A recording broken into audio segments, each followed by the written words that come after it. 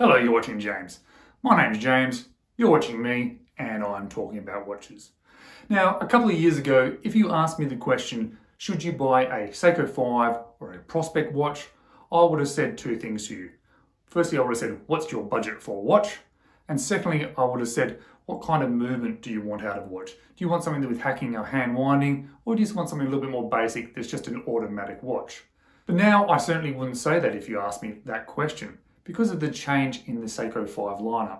Firstly, the price differences between the two have become a lot closer, and secondly, the movements are generally the same. So they're not really things to compare as much. So today, I just want to put a Seiko 5 next to a Prospex line Seiko watch and see what really are the differences between the two.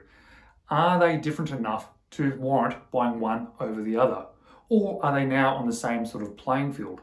Or perhaps they're not. Well, that's what I'm going to try and show you today. So let's flip the camera around now and let me show you these two watches that I love no matter what the price or movement. Let's check them out. So these are two of a few Seikos that I have in my collection at the moment. I have this Seiko 5 Field watch, which is a very lovely watch. I really enjoy owning this one. And I have to say, this is still my favorite Seiko of all time. It is my Seiko Samurai Save the Ocean Great White Shark edition. Love the dial on this one. As you can see, I've got it on a strap code bracelet at the moment. This is the original bracelet. Two reasons I haven't swapped it around for this video. One, because I have it on this strap all the time, I don't want to be swapping it out, potentially scratching the case. But secondly, you'll see a little bit later when I talk about the bracelets, why I've done this. So in regards to pricing, I paid $350 for this one. I paid around about $500 for the Samurai. This is about standard pricing for this Seiko 5 at the moment. It's a relatively new watch, so there's not huge discounts on it. It hasn't been superseded, obviously. Whereas this Seiko Samurai, it was actually a fairly good deal. This is one of the older style variations of the Save the Ocean, so it was a little bit cheaper. I was able to get it for a little bit of a better price. But at those two prices, you can see there's only about 150 Australian dollars between them. It's not a big difference. In the past, there wasn't so much of a question of which should you buy, because the budget would have probably helped affect your decision, because the Seiko 5s would have been considerably cheaper than the Prospex watches. Nowadays, they're still definitely cheaper, but that gap between the finances or the affordability has certainly closed somewhat. Another reason why you would have picked one over the other was the movement. Nowadays, I've now got a 4R36 movement day-date. I've got a 4R35 date only. So they're very comparable from that perspective. So nowadays, why would you pick one over the other if you're not really considering that extra little bit of money? Well, the biggest difference obviously is going to be the water rating. This one has 100 meters water resistance, and it achieves that through a screw back case back, but only a push-pull crown. The Samurai, obviously being a dive watch, 200 meters of water resistance. It is also ISO diver certified, so it is a true dive watch, and it achieves that through a solid screw down case back and a screw down crown. Particularly nice screw down crown, I have to say. I do like this one. But what else are you getting difference between the two? What about the finishing of the watches? I'm going to say they're actually fairly similar in their finishing, which is both particularly good. Obviously, these are very different watches from each other. However, from a finishing perspective, when you look at the polished sections of the watch, as well as the brushed sections of the watch, they're both done very well. The applied indices are both done very well. There is not really that much between them from that perspective. So what about the differences in the bracelets? Well, there's quite a big difference. This one here comes with a fairly simple bracelet.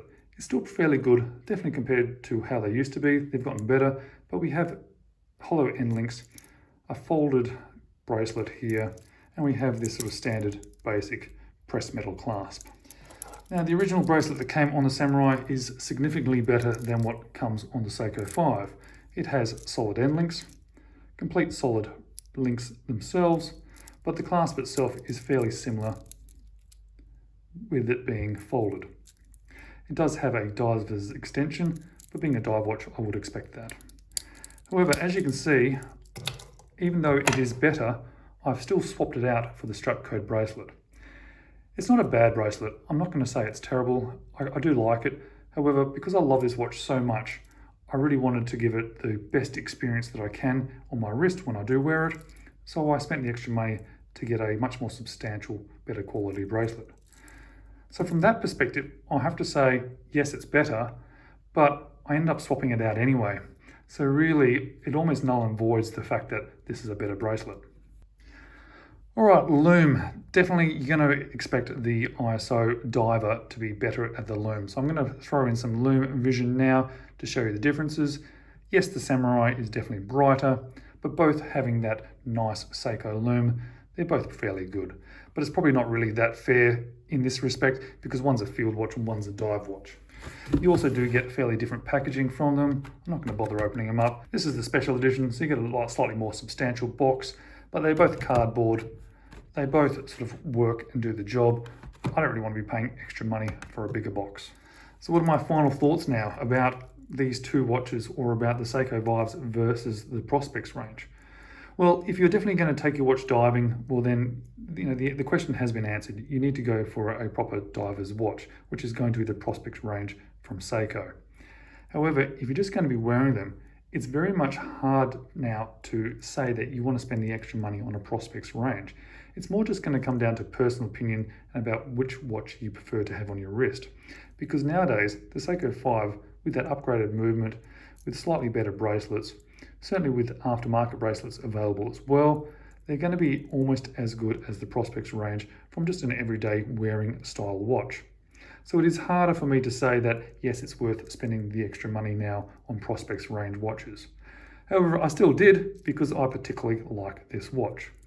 So I think nowadays it's not so much which is the better watch, it's more about which do you prefer and what do you want on your wrist.